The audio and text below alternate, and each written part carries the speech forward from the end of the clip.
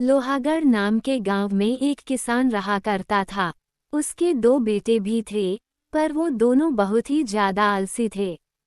किसान पूरा दिन अकेले खेत में काम करता और उसके बेटे घर पे आराम से सोते। अपने बच्चों का आलस देखकर किसान बहुत परेशान हो गया था। उसने अपने पड़ोसियों और रिश्तेदारों से भी उन्हें समझाने को कहा, पर उसके बच्चों पर किसी की बात का कोई असर नहीं हुआ। एक दिन किसान की तबीयत खराब हो गई और उसने बिस्तर पकड़ लिया। अब उसे अपने बच्चों के भविष्य की चिंता और ज्यादा सताने लगी। एक दिन किसान को एक विचार आया और उसने अपने दोनों बच्चों को बुलाया। दोनों बच्चे किसान के पास आए तो किसान बोला, बच्चों, मेरी तबीयत ठीक नहीं है, ऐसे में मैं तुम्हें एक बात बताना चाहता हूँ जो मैंने अभी तक नहीं बताई है।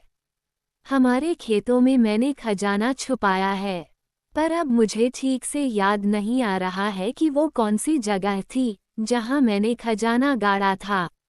क्या तुम उस खजाने को ढूंढ कर ले आओगे, ताकि मैं उसे तुम दोनों में बराबर बराबर बांट दूं? ये सुनकर किसान के दोनों बेटे खेत में गए और खजाना ढूंढने के लिए खुदाई करना शुरू कर दिया। दोनों ने पूरे दिन खुदाई की, पर उन्हें कुछ भी नहीं मिला। शाम को दोनों बेटे उदास होकर किसान के पास गए और बोले, पिताजी, आपने तो कहा था कि खेत में खजाना है, पर हमें तो कोई खजाना नहीं मिला। इस पर किसान ने कहा, अच्छा, तुम एक काम करना कि ये बीज के जाकर खेत में डाल देना। कुछ दिनों बाद खेत में फसल लहरा रही थी।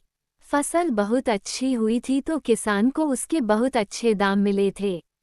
ये देखकर किसान के बेटों को समझ आ गया था कि उनके पिताजी किस खजाने की बात कर रहे थे। अब दोनों बेटों ने जीवन में मेहनत करना शुरू कर दिया। सीख, आपकी मेहनत ही आपका खजाना है।